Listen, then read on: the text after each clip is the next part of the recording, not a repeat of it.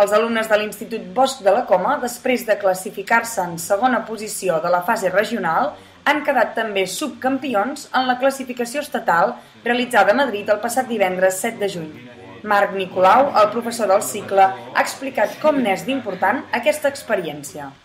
Una gran experiència pels alumnes i els professors molt contents, sobretot per veure que d'alguna manera allò que expliques a classe té un fruit final, que a part de formar-los, que s'ho passen bé en un concurs i sobretot això, el treball en equip que han hagut de fer i la resolució dels problemes en equip els ha anat molt bé.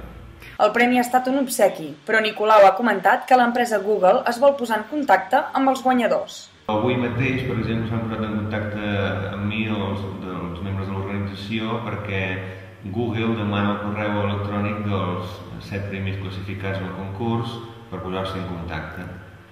Marc Costa, Quim Pasqual i Edgar Pérez són els 3 alumnes que han aconseguit aquesta segona classificació.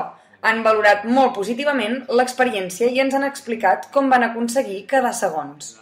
No ens esperàvem aquí a Catalunya que passéssim a la següent ronda, a la final a Madrid, i perquè ens va fer bastanta il·lusió. Jo, si més no, tenia bastantes ganes d'anar a Madrid. Sí, moltíssim. El concurs consistia en 10 problemes que s'havien de resoldre en un temps màxim de 4 hores.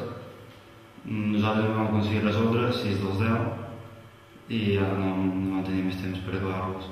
Però tot i així els primers només en vam fer 7, vull dir, va estar força igualat. Des d'aquí donem l'enhorabona als alumnes i professors del cicle i esperem que aquest concurs els hi serveixi de plataforma de sortida al món professional.